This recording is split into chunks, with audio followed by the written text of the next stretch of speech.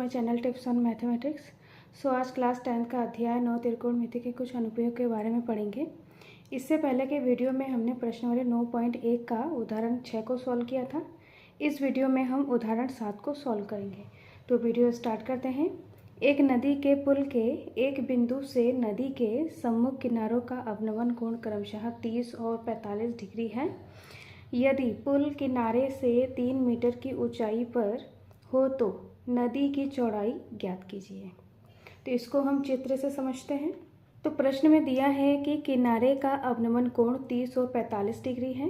तो यहाँ पर अवनमन कोण तब बनता है जब कोई चीज़ हम ऊपर से नीचे की ओर देखें। नदी के पुल के एक बिंदु से, तो एक बिंदु P है, तो P से अवनमन कोण 30 और 45 डिग्री है। यहाँ पर AB नदी का चौड़ाई है, मतलब AB हमें ज्ञात करना है। और पुल किनारे से 3 मीटर की ऊंचाई पर है। तो यहाँ पर पुल है, किनारा मतलब ये वाला साइड है, तो यहाँ से लेकर यहाँ तक 3 मीटर ऊंचा है और B से लेकर यहाँ तक 3 मीटर ऊंचा है। और हमें नदी की चौड़ाई मतलब AB ज्ञात करना है। यहाँ पर AB के समांतर एक लाइन इस प्रकार से खींचेंगे। अब यहाँ पर P बिंदु से D बिंदु तक के जो बीच की दूरी हो जाएगा वो हमारा 3 मीटर हो जाएगा, क्योंकि नदी का जो किनारे से यहाँ तक की जो दूरी है वो 3 मीटर है। तो ये भी हमारा 3 मीटर हो जाएगा, ये भी हमारा 3 मीटर हो जाएगा। तो PD हमारा 3 मीटर है। अब यहाँ पर अवनमन कोण 30 और 45 डिग्री बोला जा रहा है। तो अवनमन कोण इस प्रकार से बनेगा। तो यहाँ पर ये दो समांतर रेखा है AB, और ये जो लाइन है ये हमारा समांतर रेखा है। और तिर्यक रेखा इस प्रकार से है AP, तिर्यक रेखा है। तो यहाँ पर ये हमारा 30 डिग्री है। जब ये हमारा 30 डिग्री है तो इस प्रकार जो यहाँ पर कोण बनेगा ये भी हमारा 30 डिग्री हो जाएगा, क्योंकि ये एकांतर कोण है। ऐसे ही यहाँ पर ये हमारा जो अवनमन कोण है ये हमारा 45 डिग्री है। जब ये हमारा 45 डिग्री है तो इस प्रकार ये जो कोण हो जाएगा ये भी 45 डिग्री हो जाएगा, क्योंकि यहाँ पर ये जो लाइन है इसके समांतर है। PB तिर्यक रेखा है, तो यहाँ पर जो कोण बनेगा ये हमारा एकांतर कोण हो जाएगा।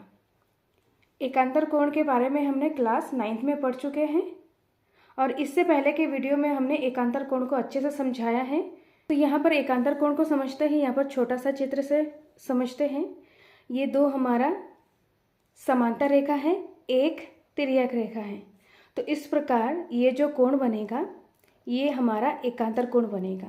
एकांतर कोण को हम Z से समझ सकते हैं कि Z के अंदर जो कोण बनेगा वो हमारा एकांतर कोण बनेगा, और ये दोनों कोण आपस में बराबर हो जाएगा। ऐसे ही हम उल्टा Z से भी समझते हैं। ये उल्टा Z बन रहा है हमारा, तो ये जो कोण है इसके बराबर हो जाएगा, ये हमारा एकांतर कोण है। तो ऐसे ही ये हमारा 30 डिग्री है, तो इस प्रकार ये कोण हमारा 30 डिग्री हो जाएगा। एकांतर कोण आपस में बराबर है। ये 45 डिग्री है, तो इस प्रकार ये 45 डिग्री हो जाएगा, ये भी हमारा एकांतर कोण है। सबसे पहले हम दिया है लिखेंगे। समकोण त्रिभुज PAD से हम AD निकालेंगे, और दूसरा समकोण त्रिभुज PDB से हम DB निकालेंगे। समकोण त्रिभुज PAD से, तो ये हमारा समकोण त्रिभुज है। समकोण के सामने वाला भुजा हमारा कर्ण हो जाएगा। 30 डिग्री के सामने वाला जो भुजा है ये हमारा लंब हो जाएगा, और ये हमारा आधार है। तो यहाँ पर हम लंब बट्टा आधार से हम AD निकालेंगे। तो लंब हमारा PD बट्टा AD, तो लंब बट्टा आधार बराबर tan थीटा होता है। तो PD हमारा 3 मीटर बट्टा AD हमें ज्ञात करना है, बराबर tan 30 डिग्री। tan 30 का मान 1/√3 होता है। 3 बट्टा AD बराबर 1/√3। AD का मान ज्ञात करना है, तो क्रॉस मल्टीप्लाई कर देंगे तो AD 1 से गुणा हो जाएगा। तो यहाँ पर AD और √3 से गुणा हो जाएगा, तो यहाँ पर 3√3। तो यहाँ पर AD बराबर 3√3 मीटर। AD का मान ज्ञात हो गया। अब हम DB का मान ज्ञात करेंगे। अब हम समकोण त्रिभुज PDB में, तो ये हमारा समकोण है, तो इससे सामने वाला जो भुजा है वह हमारा कर्ण हो जाएगा। 45 डिग्री के सामने वाला भुजा लंब, और ये हमारा आधार हो जाएगा। तो इस प्रकार यहाँ पर लंब बटा आधार, लंब बटा आधार हमारा tan थीटा होता है, तो PD बट्टा BD, PD बट्टा BD बराबर tan थीटा। तो PD हमारा 3 बट्टा BD ज्ञात करना है बराबर tan 45 डिग्री। तो tan 45 का मान 1 होता है, तो यहाँ पर 3 बट्टा BD, अब क्रॉस मल्टीप्लाई करेंगे, BD का मान ज्ञात करेंगे, तो BD 1 से गुणा हो जाएगा, तो यहाँ पर BD बराबर 3।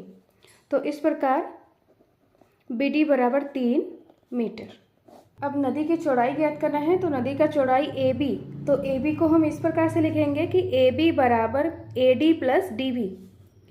तो यहाँ पर AD हमने पहले निकाला है 3√3 प्लस DB 3।